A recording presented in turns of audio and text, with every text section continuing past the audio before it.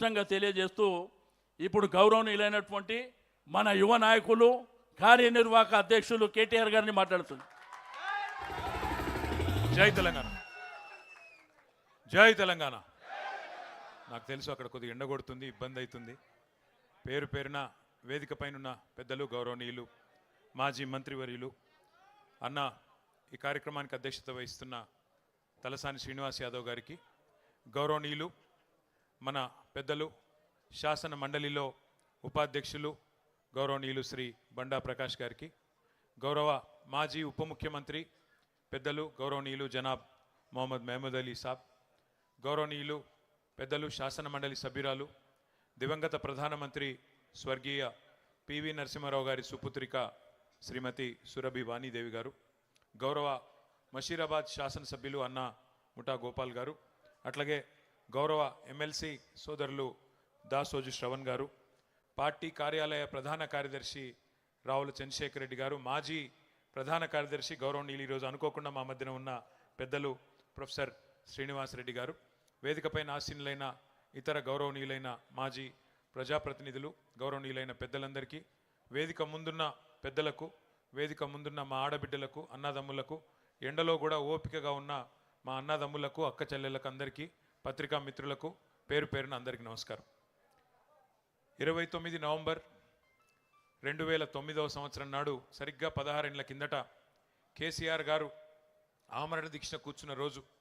గత 15 సంవత్సరాలుగా మనం దీక్షా దివస్గా జరుపుకుంటూ ఉన్నాం.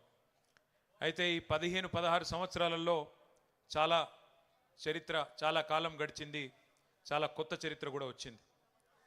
తరం మారుతున్నది, స్వరం మారుతున్నది.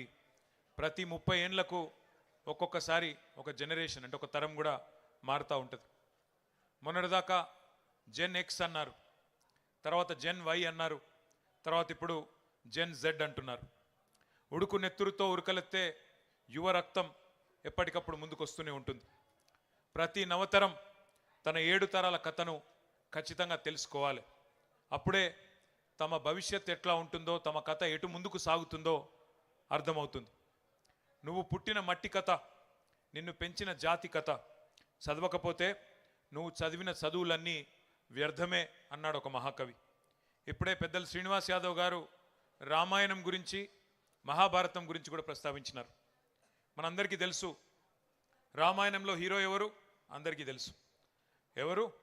శ్రీరాముడు. విలన్ ఎవరు? రావణుడు. రామాయణం త్రేతాయుగం నాటి ఇతిహాసం. ఎన్నో యుగాలు మారినాయి, అయినా నేటి పిల్లలకు కూడా సీతమ్మ తల్లి అపహరణం తెలుసు, రామరావణ యుద్ధం కూడా పూర్తిగా తెలుసు. మహాభారతం గురించి కూడా శ్రీనివాస్ యాదవ్ గారు ప్రస్తావించినారు. మహాభారతంలో హీరోలు ఎవరు? పాండవులు. మహాభారతంలో విలన్లు ఎవరు? కౌరవులు. మరి మహాభారతం ద్వాపర యుగం నాటి కథ. 1000 ఏండ్లు గడిచిపోయినాయి అప్పటికి ఇప్పటికీ. అయినా అరణ్యవాసం, కురుక్షేత్రం, పద్మవ్యూహం ఇవన్నీ కూడా నేటి యువతకు తెలుసు. భారతంలో, రామాయణంలో ఎవరు నాయకులో, ఎవరు ప్రతినాయకులో మనందరికీ తెలుసు. ఆ సత్యాలను ఎవరు ఎప్పటికీ కూడా వక్రీకరించలేరు.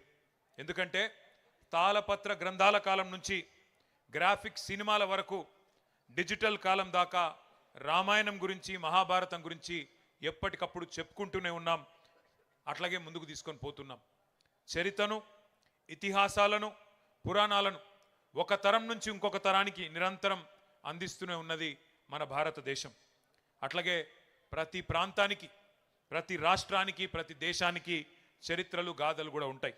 ఆ కథలో హీరోలు ఉంటారు, విలన్లు కూడా ఉంటారు. అవి మర్చిపోయిన రోజు ఆ ప్రాంతం, ఆ దేశం అంతమైపోతుంది. మన తెలంగాణకు కూడా మహోన్నతమైన కథ ఉన్నది, మహోన్నతమైన గతం ఉన్నది, మహోజ్వలమైన చరిత్ర ఉన్నది, ఉజ్వలమైన భవిష్యత్తు కూడా మన కళ్ళ ముందే కనబడతా ఉన్నది. పెద్దలు చాలా విషయాలు చెప్పారు. దోపిడీ, వివక్ష, కన్నీళ్లలో మగ్గిపోయిన వ్యధ గురించి కూడా చాలా వివరంగా చెప్పారు. ఆ బానిస సంఖ్యలను తెంచిన పోరాట గాథను కూడా గుర్తు చేసుకోవాల్సిన అవసరం ఉంది. మన కథలో కూడా కథానాయకుడు ఉన్నారు. ఎవరు కథానాయకుడు? ప్రపంచానికే పాఠం నేర్పిన యుద్ధం కూడా ఈ కథలోనే ఉన్నది. వీరుడున్నాడు, వీరోచిత గాథలున్నాయి, అమరులున్నారు, త్యాగాలు కూడా ఉన్నాయి.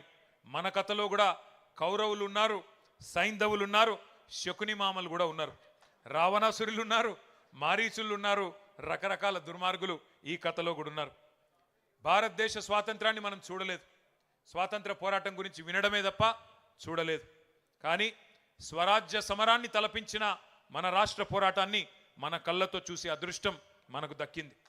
స్వాతంత్ర పోరాటంలో సిపాయిల తిరుగుబాటు, జలియన్ వాలా బాగ్, ఉప్పు సత్యాగ్రహం, సహాయ నిరాకరణ, క్విట్ ఇండియా లాంటి ఎన్నో ముఖ్యమైన ఘట్టాలు ఉన్నాయి. అట్లాగే 14 ఏళ్ల ఈ ఆత్మగౌరవ పోరాటంలో కూడా అపూర్వమైన అద్భుతమైన ఘట్టాలు ఎన్నో ఉన్నాయి. కానీ వాటన్నింటిని మించిన సముజ్వల సన్నివేశం ఒకటి ఉన్నది, చరిత్రను మలుపు తిప్పిన సందర్భం ఒకటి ఉన్నది. అదే కేసీఆర్ ఆమరణ దీక్ష. దానికే ఈరోజు మనం దీక్షా దివస్గా జరుపుకుంటున్నామనే మాట నేను మీకు గుర్తు చేస్తా ఉన్నా. నవంబర్ 29, 2009 ఉద్యమ ప్రస్థానంలో ఒక ఉజ్వల దృశ్యం. చావు నోట్లో తలబెట్టిన ఒక సాహసం.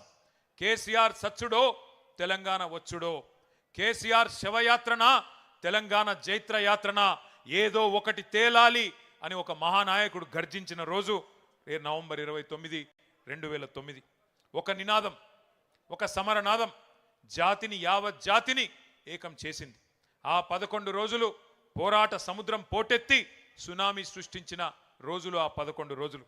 అగ్నిపర్వతం బద్దలైనట్టు, భూకంపం పుట్టినట్టు, పెను తుఫాన్ తీరాన్ని తాకినట్టు తెలంగాణ ఉద్యమ శిఖరం సిగమూగింది ఆనాడు.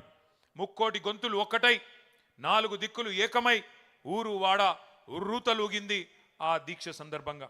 పల్లెలు పట్టణాలు పరవళ్ళు దొక్కినాయి, ఉద్యమ కెరటాలై ఎగిసిపడినాయి మన యూనివర్సిటీలు, మన విద్యార్థి బృందాలు.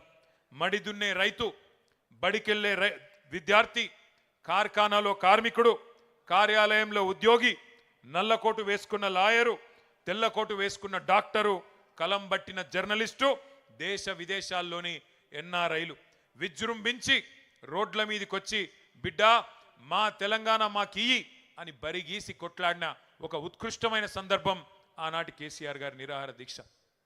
ఒక బక్కపల్చని యోధుడు ఉక్కు సంకల్పంతో ఒక మహా ఋషిలా తపస్సు చేస్తూ ఎవ్వరి మాట వినకుండా మరణ మంచుల్లోకి పోతుంటే అగ్నిగుండమై బగబగ మండింది తెలంగాణ ఆనాడు. మంటల్లో ఈ రోజే నవంబర్ 20 ఆనాడు 2009 నాడు మన తమ్ముడు శ్రీకాంతాచారి ఎల్బీ నగర్ చౌరస్తాలో ఆనాడు తన ఒంటి మీద పెట్రోల్ పోసుకొని దహనమైన రోజు ఈరోజు నవంబర్ 29. ఒక కానిస్టేబుల్ కిష్టయ్య ఆనాడు కామారెడ్డిలో కేసీఆర్ గారి నిరాహార దీక్ష సందర్భంగా కేంద్ర ప్రభుత్వం కదులుతలేదు అని చెప్పి తన తుపాకీతో తన తలకు గురిపెట్టుకొని సెల్ టవర్ ఎక్కి కాల్చుకున్న సందర్భం ఈ దీక్ష సందర్భమే. ప్రాణాలను పనమొడ్డి పట్టుదలతో దీక్ష చేస్తే ఆఖరికి పార్లమెంటు ప్రకంపించింది, ఢిల్లీ దిగివచ్చింది. డిసెంబర్ 9 అర్ధరాత్రి నాడు తెలంగాణకు అర్ధరాత్రి స్వాతంత్రం సిద్ధించిన మాట ఒక్కసారి గుర్తు చేసుకోమని చెప్పి నేను గుర్తు చేస్తా ఉన్నా. కానీ ఈ దీక్ష విఫలం కావాలి, తెలంగాణ రావద్దు, తెలంగాణ ఏర్పడితే మరి మన ఆధిపత్యం పోతుందని చెప్పి చాలా మంది కుట్రలు చేసినారు. జైసే हमारे भाई लोग कहते हैं, मुद्दई लाख बुरा चाहे तो क्या होगा, वही होगा जो मंजूर खुदा होगा. భగవంతుని ఆశీర్వాదం, ప్రజల సంకల్పం, నాయకుడి నాయకత్వం ఇవన్నీ వెరిసి ఆనాడు తెలంగాణ వచ్చింది. ఆ ప్రకటన అర్ధరాత్రి వచ్చింది. హస్తినలో చిదంబరం గారు ఆనాడు అర్ధరాత్రి పూట తెలంగాణ స్టేట్మెంట్ చదువుతుంటే ఇప్పుడే మా వానక్క చెప్తున్నది, ఉద్వేగంతో ఉప్పొంగిపోయింది ప్రతి తెలంగాణ గుండె. నట్టనడి రాత్రిలో పులకించిపోయింది ఈ నేల. ఓటములు, గాయాలు, కన్నీళ్లతో అలసిపోయిన చరిత్రలో ఒక్కసారి మొట్టమొదటిసారి తొలి విజయం దక్కింది అంటే దానికి కారణం మన నాయకుడు కేసీఆర్ గారి రణనినాదం అనే మాట మర్చిపోవద్దని చెప్పి నేను గుర్తు చేస్తా ఉన్నా. తెలంగాణ స్వప్నం కాదు సత్యం అని తెలిసిన సందర్భం డిసెంబర్ 9, 2009. జాతిపిత మహాత్మా గాంధీ గారి సత్యాగ్రహాన్ని మనం చూడలేదు, కానీ మహాత్ముని బాటలో ఆమరణ దీక్షనే ఆయుధంగా వాడి స్వతంత్ర భారతంలో సంచలన విజయాన్ని సాధించిన సత్యాగ్రహి మన నాయకుడు కేసీఆర్ గారి నాయకత్వాన్ని కల్లారా చూసే అదృష్టం మనకు దక్కింది. కానీ ఒక్క రోజులో రాలేదు ఈ సునామీ, అకస్మాత్తుగా బద్దలు కాలేదు అగ్నిపర్వతం. కేసీఆర్ గారు ఎప్పుడు ఎత్తుకున్నారు తెలంగాణ జెండా, ఏ సందర్భంలో బిగించినారు పిడికిలి, గుర్తు తెచ్చుకోండి. చుట్టూ చిమ్మ చీకట్లు, ఆవిరైపోయిన ఆశలు, ఎటు చూసినా నిరాశ నిస్పృహలు. అట్లాంటి పరిస్థితుల్లో ఒక భయం, ఒక అపనమ్మకం, ఒక అవిశ్వాసం, తెలంగాణ అన్న పదాన్నే నిషేధించిన క్రూర నిర్బంధ కాలం. నమ్మేవాళ్ళు లేరు, వెంట నడిచి వచ్చేవాళ్ళు లేరు. కానీ అయినా మొక్కవోని ధైర్యంతో 2001 27 ఏప్రిల్ నాడు జలదృశ్యం పెద్దలు కొండా లక్ష్మణ్ బాపూజీ గారు ఆశ్రయం ఇస్తే దండి గుండెతో మొండి ధైర్యంతో జెండా ఎగిరేసి ఆ రోజు గులాబీ జెండాను తెలంగాణకు పరిచయం చేసిన మొండి నాయకుడు, జగమొండి నాయకుడు కేసీఆర్ గారు. అప్పుడెప్పుడో మహానుభావుడు మార్టిన్ లూథర్ కింగ్ గర్జించిండంట, ఐ హ్యావ్ ఎ డ్రీమ్ అని, నాకు ఒక స్వప్నం ఉన్నది అని చెప్పిండంట. అట్లాగే మన నాయకుడు కేసీఆర్ గారు కూడా 4 కోట్ల మంది తన తెలంగాణ జాతి కోసం ఒక్కడై గర్జించి, నేను కలలు గంటున్నా, ఈ కలను సాకారం చేయడానికి మీరు ముందుకు రండి అని ఆనాడు పిలుపునిచ్చిండు. మన కోసం కలగని ఆ కలను, తన కోసం కలగని ఆ కలను నిజం చేసుకుంటే విజేత అంటారు. కానీ నీ మట్టి కోసం, నీ జాతి కోసం, నీ దేశం కోసం, కోట్లాది మంది ప్రజల కోసం కలగని ఆ కలను సాకారం చేస్తే ఏమంటారు? అట్లాంటి నాయకుడిని మహాత్ముడు అంటారు, ఒక మార్టిన్ లూథర్ కింగ్ అంటారు, ఒక నెల్సన్ మండేలా అంటారు. ఖచ్చితంగా ఒక కేసీఆర్ అని తెలంగాణ ఉన్నంత కాలం, తెలంగాణ అన్న పదం ఉన్నంత కాలం కేసీఆర్ అనే పదాన్ని ఎవరు మరిపింపజేయలేరనే మాట కూడా నేను గుర్తు చేస్తా ఉన్నా. ఒక్కసారి గుర్తు చేసుకోండి. ఇవాళ శ్రీనివాస్ యాదవ్ గారు ఇప్పుడే అన్నారు, అప్పుడప్పుడు సందర్భాలు వస్తాయి, కాలం మారినప్పుడు, మోసం జయించినప్పుడు తాత్కాలికంగా వానపాములు కూడా నాగుపాములు లెక్క బుసలు కొడతాయి, గ్రామ సింహాలు కూడా సింహాల్లాగా గర్జిస్తాయి టైం మానది కానప్పుడు. గ్రామసింహం అంటే ఎరికేనా? నేను అంతకంటే ఎక్కువ చెప్పా. టైం వస్తుంది అప్పుడప్పుడు, బో బో అనేటోడు కూడా సింహం లెక్క గాండ్రించే సందర్భాలు చూస్తాం కొన్ని. అప్పుడప్పుడు ఊరబందులు కూడా పెద్ద పెద్ద పులుల లెక్క గర్జించే సందర్భాలు కూడా చూస్తాం. ఇవాళ అట్లాంటి సందర్భాలు కొన్ని చూస్తున్నాం. ఊరు పేరు లేనోడు, అడ్రస్ లేనోడు, జీవితంలో జై తెలంగాణ అనకుండా ఇవాళ గద్దెనెక్కి కూర్చున్నోడు ఇవాళ పెద్ద పెద్ద మాటలు మాట్లాడుతున్నాడు. ఏం పర్వాలేదు, ప్రజలను మోసం చేసి 420 హామీలు ఇచ్చి 6 గ్యారంటీలని నమ్మబలికి అడ్డదారిలో ఓట్లు వేయించుకున్న అడ్డగాడిదలు కూడా ఇవాళ పెద్ద పెద్ద మాటలు మాట్లాడుతున్నారు. భయపడేది లేదు, ఎవ్వన అయ్యకు భయపడేది లేదు. ఖచ్చితంగా కొట్లాడదాం, కేసీఆర్ గారి దీక్ష స్ఫూర్తిగా బరాబర్ కొట్లాడదాం. కానీ గుర్తు చేసుకుందాం, తెలంగాణ కోసం ఒక కేసీఆర్ గారే కాదు, మొదటి నుంచి 1948 నుంచి 52 నుంచి త్యాగాలు చేసిన వాళ్ళందరినీ కూడా ఒక్కసారి తిరిగి మననం చేసుకుందాం. ఆనాడు ఎట్లుండే, స్వాతంత్రం వచ్చినాక పరిస్థితి ఒక్కసారి గుర్తు చేసుకోండి. 1952లోనే విశాలాంధ్ర వద్దు, నాన్ ముల్కీ గో బ్యాక్ అంటూ ఆనాడు ఒక రక్తసిక్త తిరుగుబాటుకు నాయకత్వం వహించిన వారు తెలంగాణ విద్యార్థులు. ప్రొఫెసర్ జయశంకర్ లాంటి నాయకులు ఆనాడు విద్యార్థులుగా నాన్ ముల్కీ గో బ్యాక్ ఉద్యమంలో 1952లోనే పోరాటం చేస్తే, ఆ రోజు కూడా అప్పటి కాంగ్రెస్ ప్రభుత్వం కర్కశంగా పోలీసు తూటాలలో 7 మంది విద్యార్థులను కాల్చి చంపి, మన సిటీ కాలేజీలో, మన హైదరాబాద్లోనే 7గురిని కాల్చి చంపింది 1952లో. అట్లాగే ఆ యువ కిషోరాలను కాల్చి చంపడమే కాకుండా 1952లోనే కిరాతకాన్ని ప్రదర్శించడమే కాకుండా 1956లో ఇష్టం లేని బలవంత పెళ్లి, తెలంగాణకు ఆంధ్రను బలవంతంగా కలిపిందే దుర్మార్గమైన కాంగ్రెస్ పార్టీ. ఆ రోజు నుంచి 1952 నుంచి మొదలు పెడితే 2025 వరకు కాంగ్రెస్ మొదటి నుంచి తెలంగాణకు మొదటి శత్రు, మొట్టమొదటి విలన్, తొలి విలన్ ఎవడంటే కాంగ్రెస్ పార్టీయే. 56లో ఇష్టం లేని బలవంతం పెళ్లి చేసింది కాంగ్రెసే. 68 నుంచి 71 వరకు ఉద్యమం ఎగిసి పడితే 370 మంది పిల్లల్ని పిట్టల్లాగా మళ్ళొక్కసారి కాల్చి చంపింది కాంగ్రెసే. 1971లో 14 పార్లమెంట్ సీట్లుంటే 11 పార్లమెంట్ సీట్లు ఆనాడు తెలంగాణ ప్రజా సమితికి మదన్మోహన్ గారు, మల్లికార్జున్ గారు, చెన్నారెడ్డి గారు, ఎంఎస్ఆర్ గారు ఇట్లాంటి వాళ్ళందరినీ పార్లమెంటుకు పంపితే జిఎస్ మేల్కోటె గారు వీళ్ళందరినీ పార్లమెంటుకు తెలంగాణ ప్రజలు పంపితే ఆ 11 మందిని కూడా ఆ రోజు మళ్ళీ తిరిగి కాంగ్రెస్లో కలుపుకొని తెలంగాణ ఇయ్యను, ఏం చేసుకుంటారో చేసుకోపోమని చెప్పి ఆ రోజు మళ్ళీ ఒక్కసారి ధిక్కార ధోరణి ప్రదర్శించింది కూడా కాంగ్రెస్ పార్టీయే. అందుకే ఆనాటి నుంచి ఈనాటి వరకు 78 ఏళ్ల మన చరిత్రలో స్వాతంత్రం వచ్చిన తర్వాత మొదటి నుంచి ఈ రోజు వరకు విలన్ పాత్ర పోషిస్తున్నది కాంగ్రెస్ పార్టీనే. కానీ వాస్తవం తెలంగాణ బిడ్డల నెత్తురుతోని ఇవాళ కాంగ్రెస్ నేతల చేయిలు తడిచున్నాయి. తెలంగాణ కథలో ఆనాటి నుంచి ఈనాటి వరకు మొదటి విలన్, శాశ్వత విలన్ కాంగ్రెస్ అన్న మాట మనం మర్చిపోవడానికి వీల్లేదు. ఇలా వాళ్ళు తాత్కాలికంగా అబద్ధాలు చెప్పి మోసం చేసి 6 గ్యారంటీలని 420 హామీలని ప్రజలను ఇవాళ వంచి అధికారంలో ఉండవచ్చుగాక, ఇష్టం వచ్చినట్టు మాట్లాడవచ్చుగాక. కానీ చరిత్రలోకి తొంగి చూస్తే కాంగ్రెస్ ద్రోహం అందరికీ కూడా గుర్తుకొస్తుంది. అందుకే ఇవాళ మన నాయకుడిని కించపరిచే ప్రయత్నం చేస్తూ ఉన్నారు. సరే, ద్రోహం జరిగింది, ఇబ్బంది జరిగింది, 71లో నష్టం జరిగింది అని తెలంగాణ సమాజం ఊరుకోలేదు. 30 ఏళ్ల పాటు కుత ఉడుకుతూనే ఉన్నది. తెలంగాణలోని బుద్ధిజీవులు, జయశంకర్ గారు లాంటి పెద్ద మనుషులు, విద్యాసాగర్ రావు గారు లాంటి మరి ఇంజనీర్లు ఎప్పటికప్పుడు తెలంగాణ జాతిని జాగృతం చేసే ప్రయత్నం చేస్తూనే ఉన్నారు. 30 ఏళ్లుగా వాళ్ళు దీపాన్ని ఆరిపోకుండా చిదిమిపోకుండా అట్లే పట్టుకొని ఉన్నారు. కానీ కలిసొచ్చే కాలానికి నడిసొచ్చే కొడుకు వస్తాడన్నట్టు 2001లో కేసీఆర్ గారు నడిచి వచ్చిండు. మరి ఆ రోజు గులాబీ జెండా ఎగరవేసి తిరిగి మలి దశ తెలంగాణ ఉద్యమానికి శ్రీకారం చుట్టిండ్రు. మరి 1000 మైళ్ళ ప్రయాణమైన తొలి అడుగుతోనే ప్రారంభమవుతుంది. అట్లాగే కేసీఆర్ గారు మొదటి అడుగు వేసిన రోజు జలదృశ్యంలో మక్కలో పుట్టింది పుబ్బలో పోతుందని ఎద్దేవా చేసిండ్రు. ఎన్నో హేళనలు, ఎన్నో అవమానాలు, 1000 దాడులు, 1,00,000 కుట్రలు, ఎదురు దెబ్బలు, ఒడి దుడుకులు. కానీ కేసీఆర్ గారు ఎక్కడా కూడా వెనకకు పోలేదు. చాలామంది కోరుకున్నారు మనం ఆరిపోవాలి, మన దీపం ఆరిపోవాలని. पर हमारे भाई लोग जैसे कहते हैं फानूस बन के जिसकी हिफाजत हवा करे वो शमा क्या बुझे जिसको रोशन खुदा करे. దేవుడు ఆశీర్వాదం, ప్రజల ధైర్యంతో కేసీఆర్ గారు పట్టు వదలకుండా, విశ్వాసం కోల్పోకుండా, కమిట్మెంట్తో, కన్విక్షన్తో ముందుకు నడుస్తూ పోయినారు.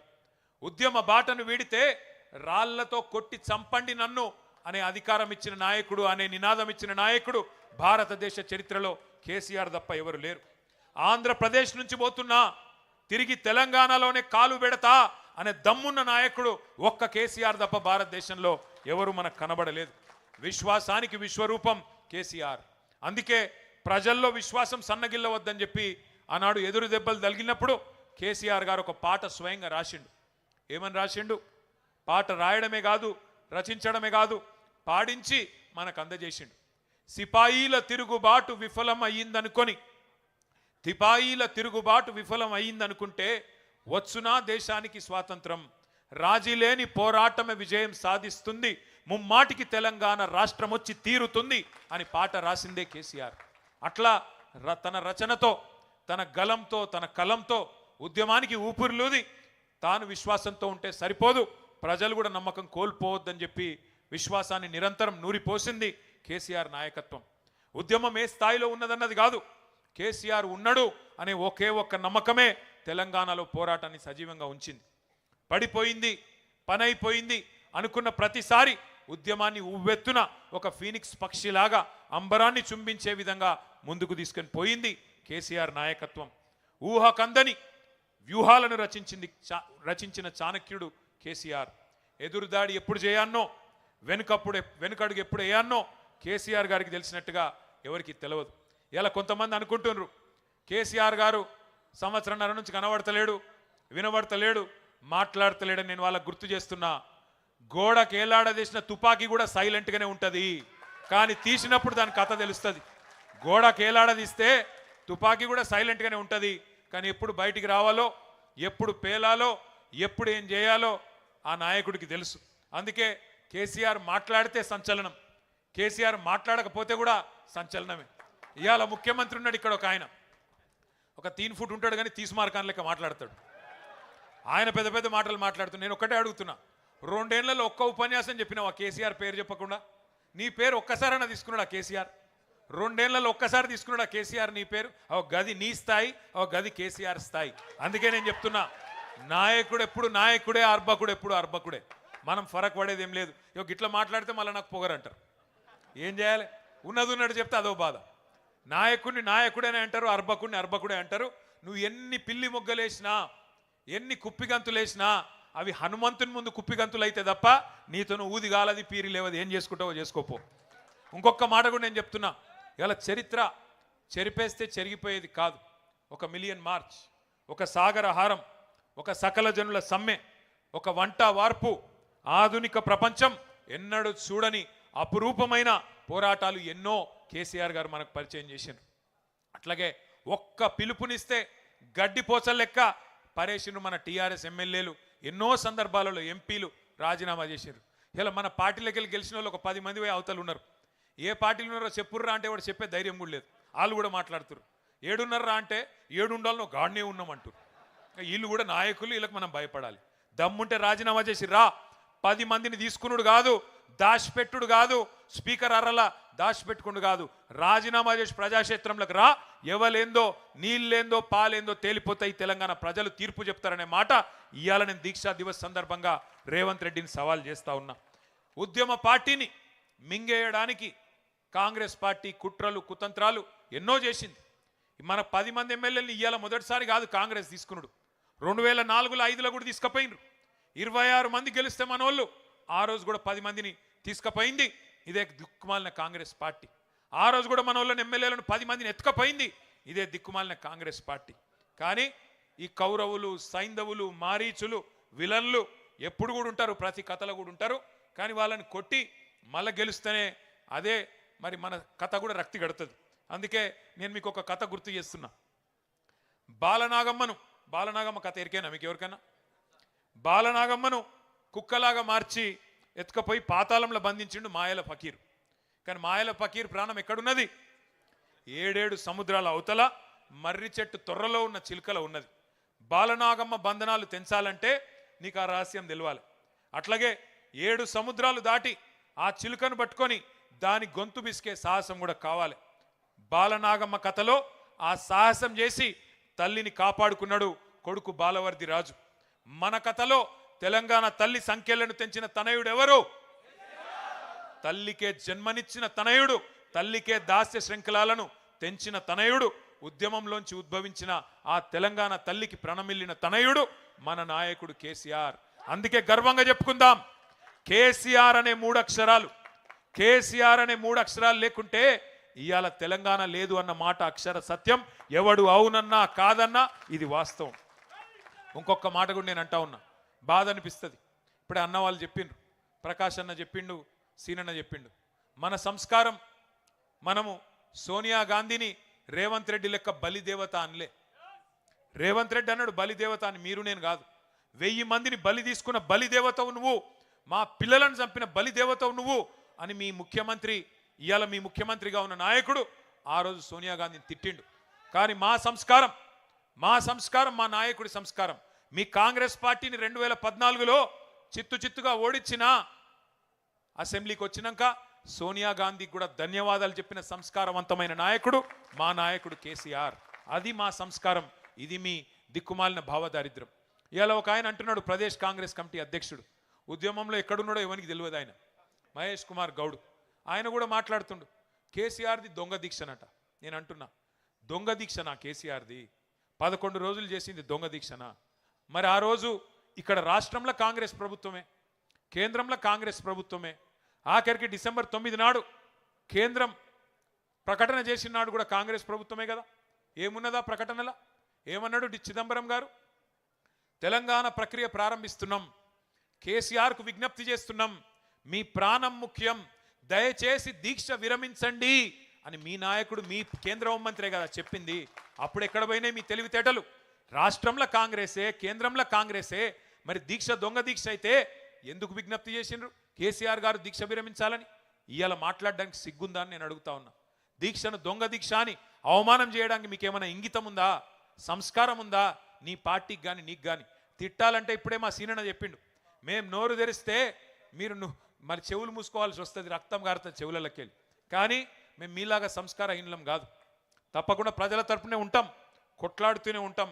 మా నాయకుడిని మీరు అవమానించే ప్రయత్నం చేసినా, మా పార్టీని, మా ఉద్యమాన్ని మీరు అవమానించే ప్రయత్నం చేసినా మేము మాత్రం మిమ్మల్ని గౌరవిస్తాం, తప్పకుండా గౌరవంగానే సంబోధిస్తాం.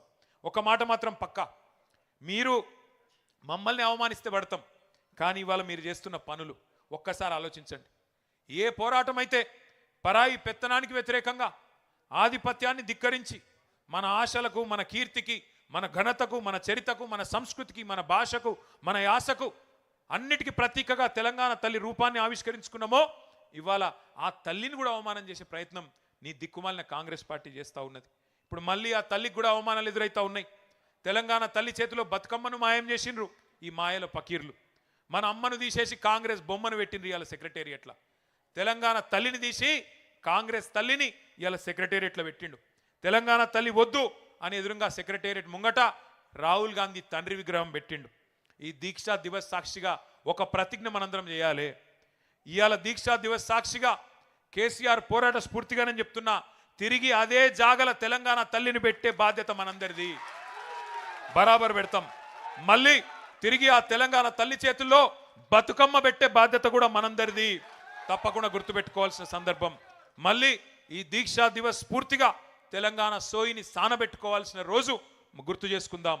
దీక్షా దివస్ మన ఆత్మగౌరవాన్ని రగిలించుకోవాల్సిన రోజు, మన అస్తిత్వాన్ని కాపాడుకోవాలని ప్రతినబూలాల్సిన రోజు. ఇది ఒక సందర్భం కాదు, ఒక సంఘటన కాదు. 60 ఏండ్ల చరిత్రకు, 60 ఏండ్ల పోరాటానికి తిరిగి పునరంకితమయ్యే రోజు ఈ దీక్షా దివస్. ఏటేటా ప్రతి సంవత్సరం దసరా చేసుకుంటాం. ఎందుకు? రాముడు రావణుడి మీద గెలిచిన రోజు యాద్ చేసుకునే తందుకు. జమ్మి చెట్టు మీద ఆయుధాలను దించి కౌరవ సంహారం కోసం పాండవులు పూజ చేసిన రోజు జమ్మి పెట్టుకుంటాం అందరం. చెడుపై మంచి సాధించిన విజయాన్ని నీకు గుర్తు చేసి, నీ కథలో రావణులు ఉంటారు, కౌరవులు ఉంటారు, జాగ్రత్తగా ఉండుమని ప్రజలకు గుర్తు చేసుకుంటందుకే దసరా రోజు జమ్మి వంచుకుంటాం. అట్లాగే దీపావళి చేసుకుంటాం, దీపాలు వెలిగించుకుంటాం. ఎందుకు? నరకాసురుణ్ణి వధించి చీకట్లు పారదోలిన రోజు అని యాద్ చేసుకునే తందుకు. చీకట్లు ఎప్పుడన్నా రావచ్చు, కానీ దీపాలు వెలిగించుడు నేర్చుకో అని పిల్లలకు చెప్పేతందుకే దీపావళి. ఈ దీక్షా దివస్ కూడా అందుకే మన స్ఫూర్తిని, సంకల్పాన్ని పదును పెట్టుకునే తందుకు, అమరుల త్యాగాలు యాద్ చేసుకునే తందుకు, తెలంగాణ కథను యాద్ చేసుకునే తందుకు, ఆ కథానాయకుడు కేసీఆర్ను గుర్తు చేసుకునే తందుకే దీక్షా దివస్. తెంచుకున్న సంఖ్యలు, తెచ్చుకున్న స్వరాష్ట్రం విలువెంతో గుర్తు చేసుకోవడానికే దీక్షా దివస్. ఇంకొక మాట, మొదటి నుంచి జయశంకర్ గారి మాటలో చెప్పాలి అంటే 3 తరాలను ముంచిన పార్టీ కాంగ్రెస్. రాచి రంపాన పెట్టి తెలంగాణ రక్తాన్ని కళ్ళ చూసిన పార్టీ కాంగ్రెస్. ఇచ్చిన మాట తప్పి 1000 మందికి పైగా తెలంగాణ బిడ్డల చావులకు కారణమయ్యింది కాంగ్రెస్. ఒక యాదయ్య, ఒక శ్రీకాంతచారి, ఒక పోలీస్ కిష్టయ్య, ఒక సువర్ణ, ఒక ఇషాన్ రెడ్డి, ఒక వేణుగోపాల్ రెడ్డి, ఎందరెందరో ప్రాణాలను బలి తీసుకున్నది కాంగ్రెస్. పాపం లేలేత పిల్లల ఉసురు తీసుకున్నది కాంగ్రెస్. ఆగస్టు 15 నాడు జెండా ఎగిరేసి తెల్లధరల దోపిడీని, బ్రిటిష్ వాళ్ళ దుర్మార్గాన్ని గుర్తు చేసుకుంటూ ఉంటాం. అట్లాగే దీక్షా దివస్ నవంబర్ 29 నాడు, డిసెంబర్ 9 విజయ దివస్, దీక్ష ఫలవంతమై విజయాన్ని సాధించిన విజయ దివస్ నాడు, జూన్ 2 తెలంగాణ ఆవిర్భావ దినోత్సవం నాడు ఎట్లా ఈ కాంగ్రెస్ ముష్కరులు 60 ఏండ్లు మనను చావగొట్టినరో, 60 ఏండ్లు మన పిల్లలను చంపినరో తప్పకుండా గుర్తు చేసుకోవాలి. ఎట్లా కాల్చుక తిన్నారో, ఎట్లా కాల్చి చంపినరో కూడా గుర్తు చేసుకోవాలి. లేకపోతే చరిత్రను వక్రీకరిస్తారు. ఇలా పిసిసి అధ్యక్షుడు మాట్లాడుతున్నట్టు అడ్డమైన మాటలు మాట్లాడతారు. విలన్లు హీరోలమని చెప్పుకుంటారు, హీరోలను విలన్లు చేస్తారు. ఇది ఎందుకు చెప్తున్నా అంటే, ఒక ఆఫ్రికన్ సామెత ఉన్నది. ఒక సింహం తన కథ తాను చెప్పుకోకపోతే, వేటగాడు చెప్పే పిట్ట కథలే నిజమని ప్రజలు అనుకుంటారు అని చెప్తారు. అందుకే సింహం తన కథ తాను చెప్పుకోవాలంటే మరి మన నాయకుడు కేసీఆర్ గురించి, త్యాగాలు చేసిన పిల్లల గురించి మనమే చెప్పుకోవాలి. ఇవాళ కాళేశ్వరం మీద జరుగుతున్న దాడి మీకు అర్థం కావాలి అంటే కన్నీళ్లు తప్ప నీళ్లు లేని నిన్నటి నీటి గోస కూడా మన పిల్లలకు తెలవాలి. జల సాధన యాత్రలు చేసిన గతాన్ని గుర్తు చేసుకోవాలి. తలాపున పారుతుంది గోదారి, మన చేను మన చెలుక ఎడారి అని ఏడ్చి ఆ రోజు మన కవులు రాసిన పాటలు గుర్తు తెచ్చుకోవాలి. 2 నదుల మధ్యన ఉన్న సారవంతమైన తెలంగాణ ఎట్లా మన నేల నెర్రెలు వారింది, ఎట్లా గుక్కెడు నీళ్లు లేక గుక్కిబట్టి ఏడ్చింది, ఇవన్నీ కూడా యాద్ చేసుకోవాలి. తెలంగాణకు గోదావరి జలాలు కావాలని దశాబ్దాల పాటు జరిగిన ఆందోళనలు, యాత్రలు, తెలంగాణ గోదావరి నేల మీద జరిగిన ఆ రోజు పారిన నెత్తుర్ని అన్నిటిని కూడా గుర్తు చేసుకోవాలి. అందుకే తెలంగాణ రాగానే మన నాయకుడు కేసీఆర్ గారు గోదావరి నీళ్లను మన పొలాలకు మలపడానికి కని విని ఎరగని మహత్తర బృహత్తర కాళేశ్వరం ప్రాజెక్టు కట్టుకున్న విషయాన్ని గుర్తు చేసుకోవాలి. కాళేశ్వరం తెలంగాణకు వరం, తెలంగాణకు జీవనాడి. అది కాంగ్రెస్కు శాపం కావచ్చు కానీ తెలంగాణకు మాత్రం వరం. ఇలా కాళేశ్వరం మీద కుట్ర జరిగింది, నిరంతరం ఇంకా దుష్ప్రచారం జరుగుతూనే ఉన్నది. మేడిగడ్డ బరాజుకు బాంబులు పెట్టే పేల్చేసే దుర్మార్గం జరిగింది. ఇదేమి రాజకీయ పార్టీల మధ్యన గొడవ కాదు, తెలంగాణ ప్రజల ప్రయోజనాల పంచాయతీ. అందుకే ఇవన్నీ కూడా గుర్తు చేసుకోవాలా, ఎప్పటికప్పుడు మననం చేసుకోవాలి. తెలంగాణ ఆనవాళ్లను చెరిపేస్తామని చెప్పి ఇవాళ కొంతమంది వెర్రి వాళ్ళు మాట్లాడుతున్నారు. వాళ్ళకు కాకతీయ కళాతోరణం వద్దట, మన చార్మినార్ వద్దట, తెలంగాణ తల్లి చేతిలో బతుకమ్మ వద్దట, తెలంగాణ ఘనతకు రాజసానికి వీరత్వానికి ప్రతీకగా ఉన్న ఏ స్ఫూర్తిదాయకమైన చిహ్నం కూడా వద్దట. మన అస్తిత్వాన్ని మన ఉనికిని మాయం చేస్తామని అవాకులు చెవాకులు పేలేదాకా మాట్లాడుతుంటే సైద్దామా ఆలోచించండి. కేసీఆర్ గారు ఆనవాళ్ళను చెరిపేస్తామంటే ఊకుందామా ఆలోచించండి. ఇప్పుడే సీనన్న చెప్పిండు, 125 అడుగులు ఎత్తున్న బాబాసాహెబ్ విగ్రహం, ఇవాళ ఒక శ్వేత సౌధాన్ని తలపించే తెలంగాణ సచివాలయం, అట్లాగే ఈ పక్కనే ఉన్న మీ కళ్ళ ముంగటనే కనబడుతున్న కమాండ్ కంట్రోల్ సెంటర్, ఇవన్నీ చరిత్ర చెక్కిలి మీద కేసీఆర్ చెక్కిన సత్యాలు అనే మాట నేను గుర్తు చేస్తా ఉన్నా. మనం గుర్తుపెట్టుకోవాలి, ఒక్క విషయం మాత్రం గుర్తుపెట్టుకోవాలి, తెలంగాణకు మొదటి నుంచి ఈరోజు కాదు శాపం ఎవరు అంటే చేతగాని చేవలేని రాజకీయ నాయకత్వమే మనకు శాపం. ఇక్కడ జనం వీరులు మొదటి నుంచి, కానీ నాయకులు బానిసలు. ఇక్కడ ఇదే గడ్డ మీద ఒక దొడ్డి కొమరయ్య పుట్టిండు, ఇదే గడ్డ మీద ఒక షేక్ బందగి, ఇదే గడ్డ మీద ఒక చాకలి ఐలమ్మ, ఒక ఆరుట్ల కమలమ్మ పుట్టిన నేల మన తెలంగాణ. ఇదే గడ్డ మీద ఒక రుద్రమ్మ పుట్టింది. కానీ ఎప్పుడు మన జనం వీరులే, కానీ నాయకులే బానిసలుగా మారింది. అందుకే 60 ఏళ్ళు ఆగమైంది. ఇక్కడ నాయకులు నిజంగా చెప్పాలంటే నాయకులు కాదు, నా నాయకులు ఎక్కువ ఉన్నారు. వాస్తవం చెప్పాలంటే కాంగ్రెస్ వాళ్ళనే ఎక్కువ ఉన్నారు వాళ్ళు. అందుకే మన గడ్డ 60 ఏళ్ళు ఆగమాగమైంది. ఒక రాణి రుద్రమ్మ, ఒక సమ్మక్క సారక్క, ఒక కొమరం భీం, ఒక సర్వాయి పాపన్న లాంటి వీరాది వీరులను కన్న నేల ఈ తెలంగాణ. కానీ ఇట్లాంటి నేల మీదనే సమర్థత లేని సన్నాసులు, ఆత్మగౌరవం లేని అసమర్థుల వల్లనే 60 ఏళ్ళు ఆగమైనం. ఇప్పుడు ఇవాళ కేసీఆర్ గారు మనకు గుర్తు చేస్తున్నది ఒకటే, సామంతులుగా ఉందామా ఢిల్లీకి, స్వతంత్రులుగా ఉందామా ఆలోచించుకోవాల్సిన సందర్భం ఇది. ఢిల్లీకి తోలు బొమ్మలు, గుజరాత్ కీలు బొమ్మలు మళ్ళొక్కసారి తెలంగాణ తెర మీద ఎగిరెగిరి పడుతున్నారు. నెలకు 3 సార్లు ఢిల్లీకి పోయి కప్పం కట్టొచ్చేటోళ్ళు కూడా ఇవాళ మళ్ళొక్కసారి పెద్ద పెద్ద పోటుగాళ్ళలాగా మాట్లాడుతూ ఉన్నారు. 8 మంది కాంగ్రెస్ ఎంపీలు, 8 మంది బీజేపీ ఎంపీలు. ఏం జరిగింది తెలంగాణకి 2 ఏళ్లలో ఆలోచించండి. ఇలా తెలంగాణ గొంతు లేదు పార్లమెంటులో, తెలంగాణ ఒక్క గలాన్ని వినిపించే వాళ్ళు కూడా పార్లమెంట్లో లేకుండా పోయే పరిస్థితి వచ్చింది. ఆఖరికి ఒక బీజేపీ నాయకుడు నిన్నగాక మొన్న అంటున్నాడు, ఇంకెందుకు తెలంగాణ గురించి మాట్లాడాలి, వచ్చింది కదా రాష్ట్రం, ఏం అవసరం ఉన్నది అని మాట్లాడుతున్నాడు ఒక బీజేపీ ఎమ్మెల్యే. కష్టపడి సాధించుకున్న స్వరాష్ట్రాన్ని మళ్ళీ బానిసత్వంలోకి పోనిద్దామా ఆలోచించండి. స్వతంత్రాన్ని వదులుకొని సామంతులుగా బతుకుదామా ఢిల్లీకి ఆలోచించండి. ఈ గులాబీ జెండా ఒక్కటే, కేసీఆర్ గలం ఒక్కటే తెలంగాణను కంటికి రెప్పలాగా కాపాడుకునే తప్ప మరే బృందము, మరే నాయకుడు మనకు ఏనాటికి కూడా మనవాడు కాడు అనే మాట కూడా నేను గుర్తు చేస్తా ఉన్నా. చివరిగా నేను చెప్పేది ఒకటి,